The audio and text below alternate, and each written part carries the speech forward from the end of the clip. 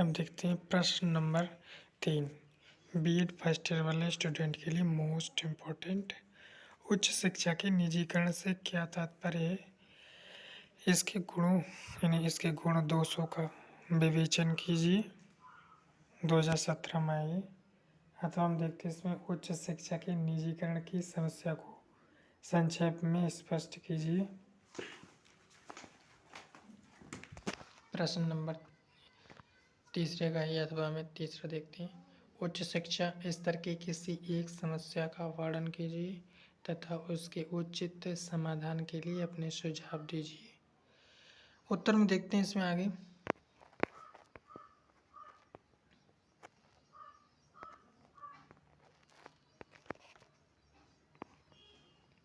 निजीकरण का अर्थ प्रत्येक शब्द की भांति निजीकरण का अर्थ भी संदर्भवश होता है। जब किसी राज्य में उसके किसी उत्पादन के स्रोत अथवा सार्वजनिक कार्य के किसी क्षेत्र पर राज्य का आधिपत्य होता है और वह पूर्णतः राज्य के नियंत्रण में होता है तो इसे सार्वजनिक कार्य क्षेत्र का राष्ट्रीयकरण कहते हैं। दूसरी ओर जब राज्य के किसी उत्पादन स्रोत अथवा सार्वजनिक कार्य के किसी क्षेत्र पर जनता अर्थात निजी संस्थाओं का आधिपत्य होता है और वे उनके नियंत्रण में होते हैं तो इसे सार्वजनिक कार्य क्षेत्र का निजीकरण कहते हैं।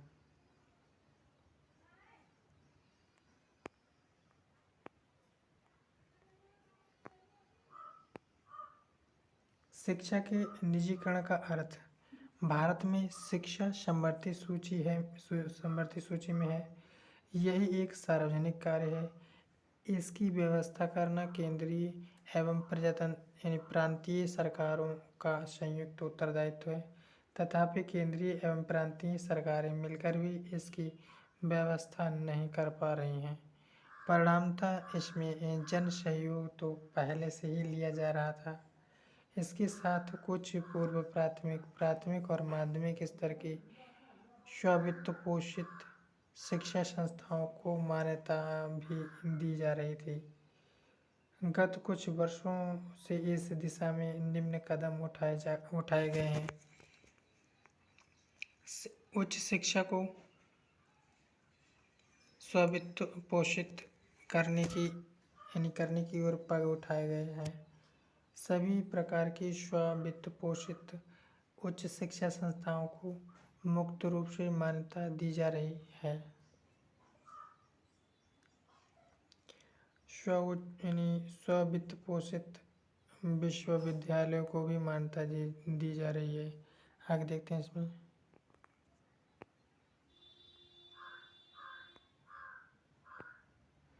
उच्च शिक्षा के निजीकरण की समस्या का स्वरूप। उच्च शिक्षा की स्ववित्त पोषित संस्थाओं को मान्यता देने के संबंध में निम्नलिखित दो परस्पर विरोधी मत हैं। विद्वानों का एक समूह इसे शिक्षा का निजीकरण मानता। मार्च 2003 में जब विद्यार्थी परिषद ने स्ववित्त पोषित उच्च शिक्षा संस्थाओं को मान्यता देने और इस प्रकार उच्च शिक्षा का निजीकरण करने के विरोध में संसद के सामने प्रदर्शन किया तो मानव संसाधन मंत्री और प्रधानमंत्री दोनों ने आश्वासन दिया कि सरकार उच्च शिक्षा के निजीकरण का कोई इरादा नहीं रखती। इस विचारधारा के समर्थक विद्वानों का तर्क निम्न प्रकार है। जब स्ववित्त पोषित उच्च शिक्षा संस्थाओं के लिए मानदंड सरकारी संस्थाएं बनाती हैं तो उन्हें मान्यता भी सरकारी संस्थाएं ही देती हैं। इन संस्थाओं के पाठ्यक्रम भी सरकारी संस्थाएं ही बनाती हैं। इन संस्थाओं में छात्र छात्राओं के प्रवेश के नियम भी सरकारी संस्थाएं बनाती हैं। उनके छात्र छात्राओं की परीक्षाएं भी सरकारी संस्थाएं लेती हैं। उत्तीर्ण छात्र छात्राओं को प्रमाण पत्र भी वे ही देती हैं। उनके अनुसार उपरोक्त परिस्थिति में इसे शिक्षा का निजीकरण नहीं कहा जा सकता।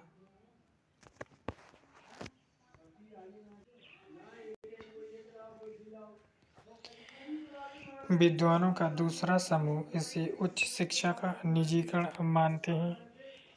यह वर्ग अपने मत के समर्थन में निम्न तर्क देता है। स्व-वित्त पोषित संस्थाओं पर निजी संस्थाओं का आधिपत्य है। वे निजी संस्थाओं के नियंत्रण में हैं। वे अपनी संस्थाओं में 50% छात्र छात्राओं को प्रवेश देने के लिए स्वतंत्र हैं। वे छात्र छात्राओं से मनमानी कैपिटेशन फीस लेने के लिए पूर्णतया स्वतंत्र हैं तथा वे ऐसा कर भी रहे हैं। वे उनसे मनमाना वार्षिक शुल्क लेने के लिए स्वतंत्र हैं। वे अपनी संस्थाओं में शिक्षकों की नियुक्ति करने और उनको निकालने के लिए स्वतंत्र हैं। उपरोक्त स्थिति में यह उच्च शिक्षा का निजीकरण ही है। दोनों पक्षों के तर्कों को सुनकर यदि निष्पक्ष भाव से देखा समझा जाए तो स्पष्ट होगा कि हमारे देश में ना तो शिक्षा का राष्ट्रीयकरण है और ना निजीकरण। इसका कारण यह है कि शिक्षा की व्यवस्था सरकार और निजी संस्थाएं दोनों मिलकर कर रही हैं। चूँकि इन स्वपोषित उच्च शिक्षा संस्थाओं के प्रशासन एवं वित्त का भार निजी संस्थाओं के ऊपर है और भी उन्हीं के नियंत्रण में है, इसीलिए ये निजीकरण के क्षेत्र में आती हैं।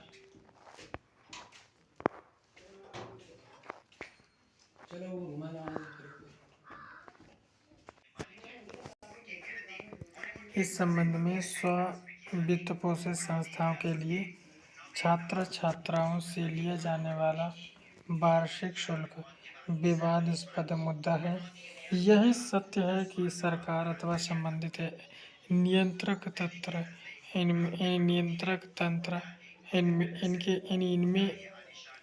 इनके लिए जाने वाले वार्षिक शुल्क का निर्धारण करते हैं, परंतु यह मनमाना शुल्क है। कभी कभी स्थिति उस समय तक विकट हो जाती है जब वे संस्थाएं पाठ्यक्रम के माध्यम में शुल्क बढ़ा देती हैं। यही कारण है कि वे वर्तमान में इनके विरोध में आवाज़ उठा रही हैं। इनकी फीस बढ़ाने के विरोध में प्रदर्शन करते हैं। समस्या के कारण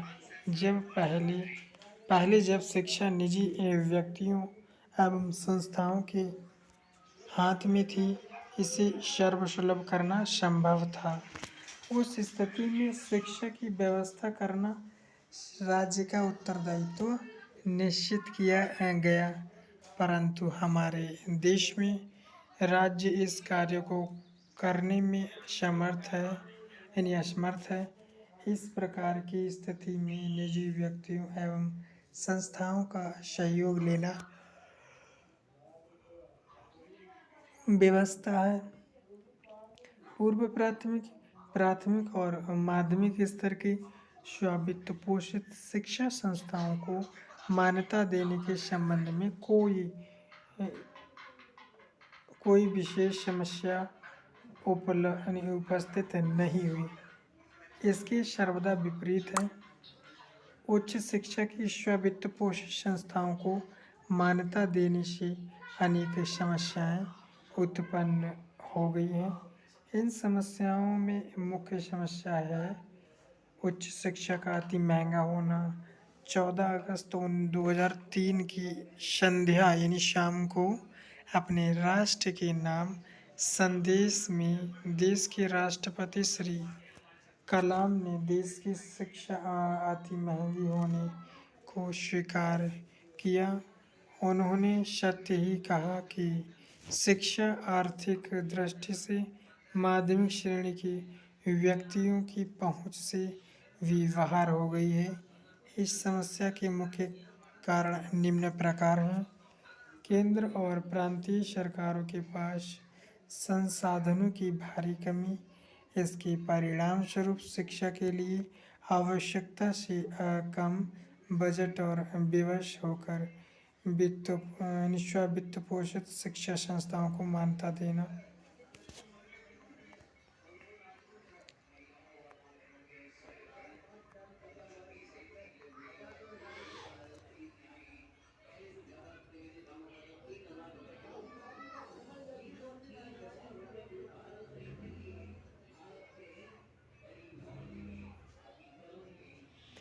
स्वावित्त स्वावित्त पोषित संस्थाओं की स्थापना एवं संचालन दोनों की अति व्यय साध्य होना। स्वावित्त पोषित शिक्षा संस्थाओं को स्थापित करने वाली संस्थाओं के सदस्यों का मुख्य उद्देश्य आर्थिक लाभ अर्जित करना। स्व-वित्त पोषित शिक्षा संस्थाओं की मान्यता की मानदंड काफ़ी कठोर हैं, परंतु सिफारिश तथा धन के बल पर बिना शर्तें पूरी किए उन्हें मान्यता का मिल जाना। ईमानदारी एवं कर्तव्यनिष्ठता का अभाव होना। समस्या का समाधान। स्व-वित्त पोषित उच्च शिक्षा संस्थाओं के विरुद्ध शिक्षार्थियों का आर्थिक एवं शैक्षिक शोषण का आरोपित सर्वत्र ज्ञात है। तथापि अन्य विकल्प न होने पर देश में उच्च शिक्षा की बढ़ती मांग की दृष्टि से इन्हें मान्यता देना सरकार की व्यवस्था है। फिर भी इस समस्या के समाधान की आवश्यकता है। इसके लिए निम्नलिखित उपाय किए जाने चाहिए। उच्च शिक्षा का मुख्य उद्देश्य राष्ट्र के विभिन्न कार्यों के प्रति विशेषज्ञों का निर्माण करना। इसके लिए अति योग्य एवं परिश्रमी छात्र छात्राओं का चयन करना होता है। ये प्रायः 10% होते हैं। इनकी उच्च शिक्षा की व्यवस्था राज्य को स्वयं करनी चाहिए, परंतु वर्तमान स्थिति में यह आवश्यक है कि सरकार प्रथम 5% अति मेधावी एवं अति परिश्रमी छात्र छात्राओं की उच्च शिक्षा की व्यवस्था स्वयं करें और शेष 5% मेधावी एवं परिश्रमी छात्र छात्राओं की व्यवस्था को निजी संस्थाओं को सौंप दें। स्व-वित्त पोषित उच्च शिक्षा संस्थाओं को मान्यता देते समय निम्नलिखित 2 बातों को दृष्टिगत रखा जाए। एक, क्षेत्र विशेष में उनकी मांग का। दूसरा, क्षेत्र विशेष एवं राष्ट्र में उच्च शिक्षा प्राप्त व्यक्तियों की मांग का। किसी भी क्षेत्र की स्व-वित्त पोषित उच्च शिक्षा संस्थाओं को उसी समय मान्यता प्रदान की जाए जब उनके द्वारा निश्चित मानदंडों को पूरा कर दिया जाए। मान्यता देने में किसी प्रकार की सिफारिश व भट्टपूंजी को बंद किया जाए। इसके लिए इस प्रक्रिया में सम्मिलित सभी व्यक्तियों का ईमानदार होना आवश्यक है।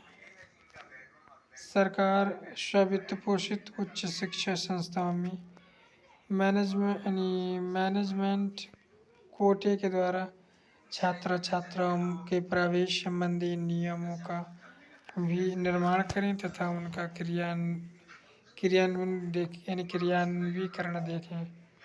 सरकार स्व-वित्त पोषित संस्थाओं के कुल व्यय का आकलन कर उस आधार पर छात्र छात्राओं के लिए जाने वाले वार्षिक शुल्क का निर्माण करें।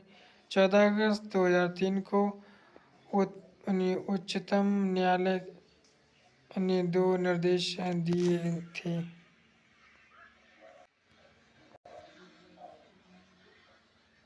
प्रथम, इन संस्थाओं द्वारा कैपिटेशन फीस वसूल करने पर रोक का निर्देश।